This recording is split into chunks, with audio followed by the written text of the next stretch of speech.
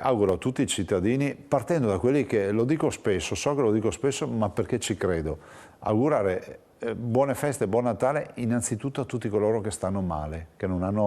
godono di buona salute, nella speranza che questo Natale, che questi auguri siano giusti per risolvere i problemi di salute. E poi un augurio a tutti perché questo Natale sia trascorso e queste festività in generale